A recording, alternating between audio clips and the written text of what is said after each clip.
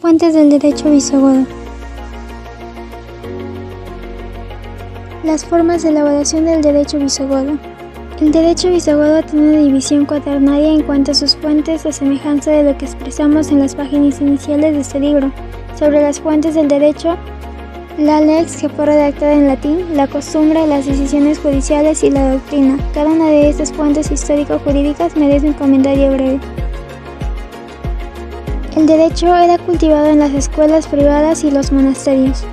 Jorge Basadre Ayulo, abogado, nacido en Lima el 4 de julio de 1939, hijo único de Jorge Basadre Grossman, famoso historiador en la República, realizó parte de su formación escolar en Washington, D.C. y terminó la secundaria en Lima. La lex puede tomar forma de decretos o cánones de los concilios ecuménicos, decretos o cánones de los símbolos locales, decretos del Papa y otras formas del derecho canónico vinculante, ya sea universal o por rito. La mayor parte de la legislación eclesiástica es o bien un desarrollo de las leyes anteriores o un restablecimiento de las leyes anteriores, particularmente de las leyes incluidas en la tradición apostólica. Decisiones judiciales y la doctrina. El monarca visigodo viene a ser un funcionario romano y por tal sustitución asume la facultad de promulgar edictos. Se reputa que desde el Código de Eurico quedó prohibido que los fallos judiciales tuvieran sustento en la costumbre. Existió así la prohibición de resolver un pleito por la costumbre. Y en cuanto al influjo de la doctrina de los juristas, notamos en la ley de Alarico II el influjo de las interpretaciones más claras del derecho romano, seleccionadas por los prudentes y aprobadas por los obispos. Antecedentes dentro del sistema jurídico visigodo. La presencia de los visigodos primero como invasores en la Hispania en el año 415 y como aliados según el feudo del 418 generó una situación especial en cuanto a las fuentes legales. La existencia de un pueblo extraño en convivencia minoritaria con los hispano-romanos iba a acarrear obvias incidencias en el mundo del derecho. Los textos legales que se van a glosar son solo un reflejo del derecho legislado y la esencia jurídica apenas puede representarse en ellos en su totalidad según Galo Sánchez. Fuentes del derecho romano en la España visigoda. Seguían constituidas por las leges y los iura, cuando apareció el derecho visigodo y eran invocados en las prácticas hasta casi la expiración del siglo V. También se usaron efeurum y las costumbres sin cambios notorios. Las leges fueron compiladas por los juristas Gregorio y Hermogeniano. Las leges más antiguas de los visigodos fueron dictadas por Teodorico I y su hijo Teodorico II, y cronológicamente comprenden un periodo histórico anterior a la caída del Imperio Romano. Su tema fundamental es el reparto de tierras con motivo Ui Audus del año 418 y tenemos conocimiento de sus textos por referencia que hace Eurico a la obra de su padre en el capítulo 277 de su código. Algunos consideran que el rey Teodorico II proviene del autor de una colección de leges que originó el código de Eurico. La producción inserta en la literatura jurídica de los iura se concedió en el siglo IV, en la colección Fragmenta Vaticana y Collatio Legum.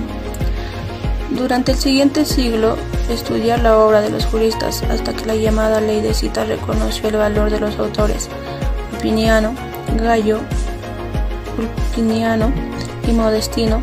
En virtud de ese dispositivo, los jueces resolvían de acuerdo a la opinión de la mayoría de estos juristas, y en caso de igualdad prevalecía la de Papiniano.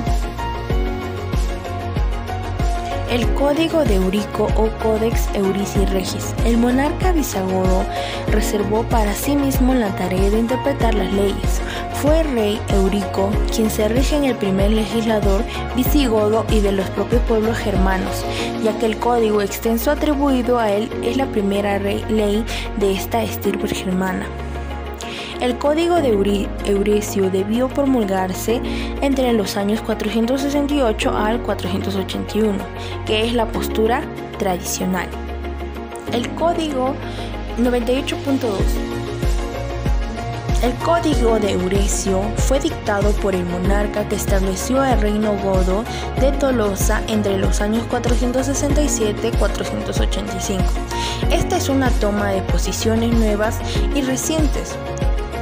Álvaro Dors demostró que este código contenía principalmente el derecho romano vulgar y opuciosamente precisó algunas instituciones germanas y canónicas que estaban encerradas en su texto. 98.3.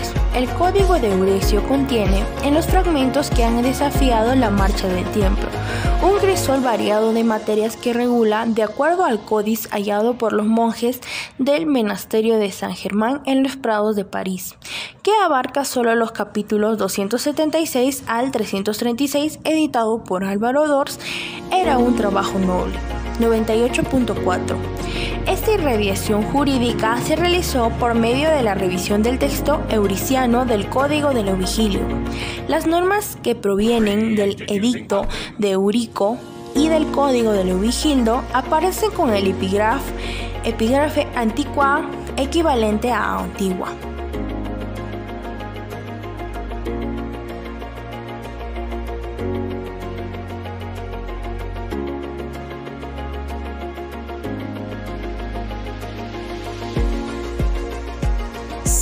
El Código de lo Vigilio se conceptúa así como el proceso de rastrear el antiquae. En este texto se suprime el material jurídico en deduso.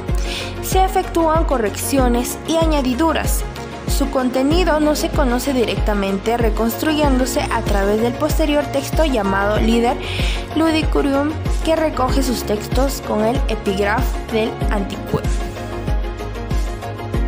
Liber Ludiciorum, o el libro de los jueces. La actividad legislativa de los monarcas visigodos bajo la permanente influencia romana se dirigió a completar la obra de sus predecesores. Cintasvinto, 642-653, dirige su esfuerzo a elaborar una recopilación que pusiera al día el nutrido bagaje jurídico. Pero fue el monarca Recesvinto, 642-672, quien hizo revisar su texto por el H. Concilio de Toledo, que se reunió el 16 de diciembre de 653 y lo promulga al año siguiente.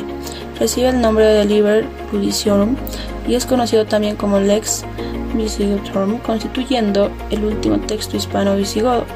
Este código reitera la derogación de las leyes romanas, aunque permite el estudio de estas.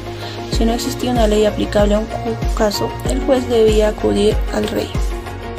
El texto del Liber Ludiciorum está dividido en 12 libros a semejanza del Código de Justiniano.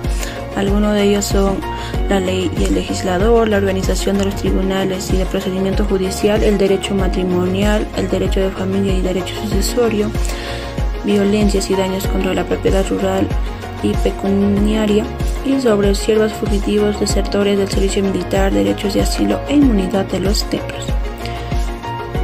El Liber Ludiciorum es una compilación de distintas fuentes correspondientes a distintas épocas y constituye un punto medio entre el rigorismo romano y las costumbres visigodas. Existen dos textos oficiales del Liber Ludiciorum. Uno es el del monarca Recesvinto y el otro de Hervigio.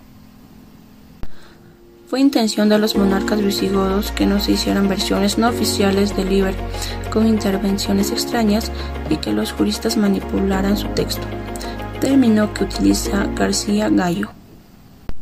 No obstante, juristas anónimos y cuya identidad no puede precisarse introdujeron modificaciones al texto del Liber durante la fase final de la monarquía visigoda o después de ella con motivo de la lucha contra los musulmanes.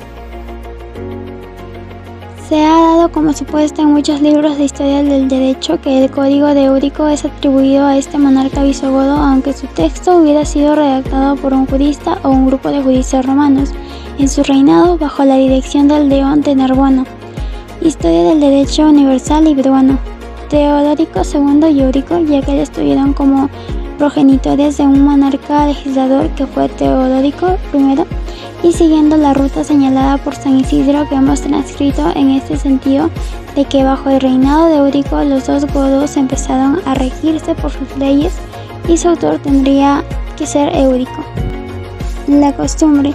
Si la costumbre era la fuente esencial del derecho visigodo, ella encontró serias restricciones en España porque la Iglesia emprendió una lucha tenaz contra ella. Además, el derecho romano llegó a imponerse sobre los grupos visigóticos, con lo que la costumbre perdió fuerza. Existió entonces una variación en cuanto a la fuerza de la costumbre que está conforme a la ley, pero en el Liber Ludiciorum no tiene explicación, ya que existió la norma de que no existía la posibilidad de cesar ni la costumbre ni la equidad, debiendo el rey definir la materia dudosa con su decisión. No obstante a la recusación a la costumbre, esta subsistió en el estrato popular, se mantuvieron las ordalías del agua hirviendo y del hierro candente. Fue frecuente la práctica de las donaciones de joyas y telas, que se podría conocer como morgengable, del novio a la novia a la mañana siguiente de la ceremonia del matrimonio.